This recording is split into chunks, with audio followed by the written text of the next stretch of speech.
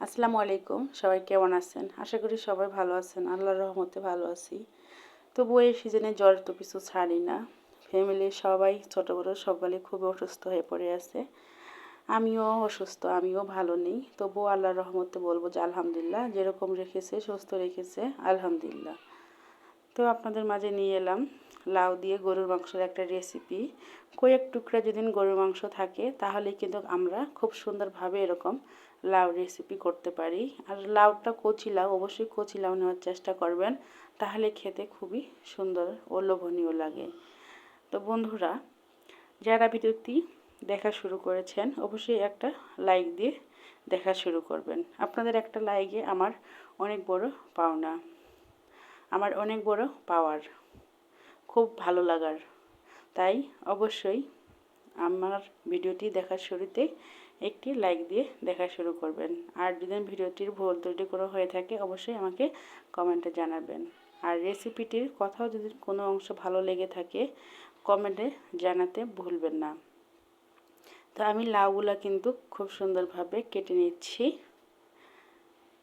সমস্ত লাউ মানে পুরোটা লাউ, কচি লাউ, বেশি একটা বড় নিইনি, খুব ছোটই ছিল। তো পুরোটা লাউ আমি এইভাবে টুকরো টুকরো করে নিচ্ছি, যেন আমার সুবিধার্থে ছিলতে ভালো হয়, সুবিধা হয়। এই জন্য আমি এখন একে একে সম্পূর্ণটাই এভাবে ছিলে নেব। লাউয়ের খোসাও কিন্তু খুবই উপকারিতা, খুব সুন্দর রেসিপি করা যায়। তো লাউয়ের খোসা অবশ্যই ফেলবেন না বন্ধুরা। লাউয়ের খোসার রেসিপি আমার চ্যানেলে দেওয়া আছে, অবশ্যই দেখে আসবেন। দেখুন বন্ধুরা, আমি লাউগুলা সবগুলাই ছিলে এভাবে টুকরো টুকরো করে নিচ্ছি। একদম ছোটও করা যাবে না, নাহলে কিন্তু গলে যাবে। তো আমি কিভাবে সাইজ করে নিচ্ছি আপনারা লক্ষ্য করলেই বুঝতে পারবেন। কারণ অতিরিক্ত ছোট বা বড় কোনোটাই করা যাবে না। বড় করলে ভেঙে যাবে, ছোট করলে গলে যাবে। ঘুড়িখাড়ি একই ব্যাপার হয়ে যাচ্ছে। তো আমি যেভাবে লাউগুলো কেটে নিয়েছি ঠিক সেম সাইজে লাউগুলো কেটে আপনারাও নেবেন। তো এখানে আমি 1 কেজি পরিমাণে গরুর মাংস নিয়েছি। তো গরুর মাংসগুলা আমি খুব সুন্দর করে ধুয়ে পরিষ্কার করে রেখেছি। আমি আগেও বলছি বন্ধুরা, গরুর মাংস কিন্তু বেশি প্রয়োজন হয় না। কয়েক টুকরা গরুর মাংস থাকলেই কিন্তু সেই ঝোলগুলোর মধ্যেও কিন্তু লাউ দিয়ে সুন্দরভাবে লাউটা রান্না করলেও খেতে খুবই মজাদার হয়।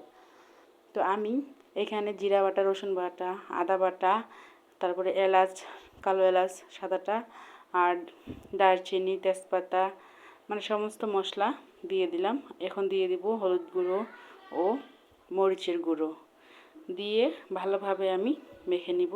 তার আগে তেল অবশ্যই দিতে হবে।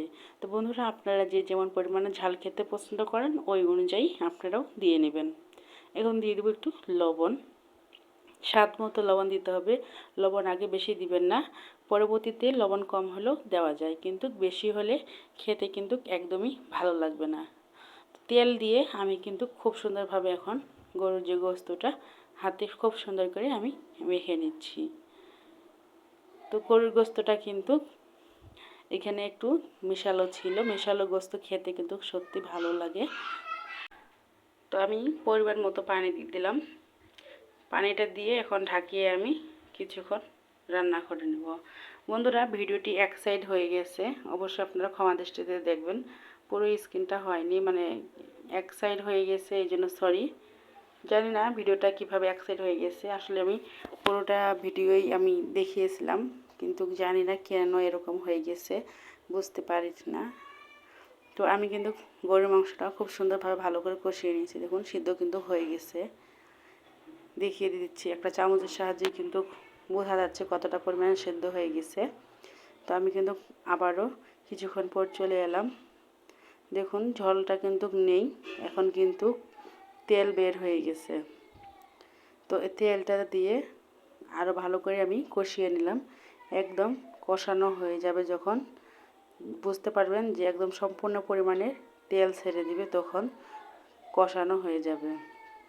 তো কষানো হয়ে গেলে এখন আমি এখানে দিয়ে দেব লাউ। লাউগুলো দিয়ে খুব সুন্দরভাবে আমি মিশিয়ে নেব। মিশিয়ে নেওয়া হয়ে গেলে অবশ্যই ভালোভাবে মিশিয়ে নেবেন। মিশিয়ে নেওয়া হয়ে গেলে তারপরে আমি এখানে দিয়ে দিব একটু পানি, বেশি পানি কিন্তু প্রয়োজন নাই। লাউটা জ্বালা আগেই বলেছি, অল্প পরিমাণে পানিটা দিয়ে দিলাম যেন মশলাটা ঢুকে যায়, তার জন্য। তা আমি এখন ঢেকে আমি আরও কিছুক্ষণ রান্না করে নিলাম।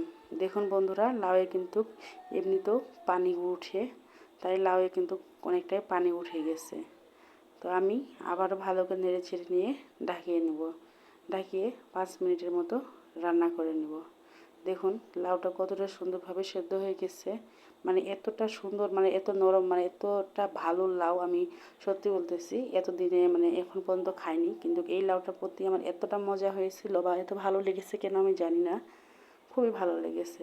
তো দিয়ে দিলাম উপর দিয়ে জিরে, ধনিয়া, এলাচ, জয়িত্রী, জয়ফল, মানে সব কিছু মিশিয়ে একটা আমি মশলার গুঁড়ো তৈরি করছিলাম স্পেশালভাবে। তো সেটা দিয়ে দিলাম। এটা দেওয়ার ফলে কিন্তু তরকারির স্বাদটা আরও লোভনীয় হয়।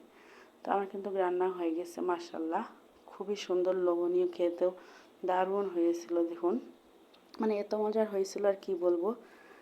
তো অবশ্যই লাউ দিয়ে গরুর মাংসের রেসিপিটা একবার হলেও ট্রাই করবেন, না ট্রাই করলে বুঝতে পারবে না। দেখুন বন্ধুরা, আমি গরম অবস্থায় আপনাদের দেখিয়ে দিলাম কতটা সুন্দরভাবে সেদ্ধ হয়েছে। তো আজকের এই পর্যন্ত, সবাই ভালো থাকবেন, সুস্থ থাকবেন। আল্লাহ হাফিজ, আসসালামু আলাইকুম।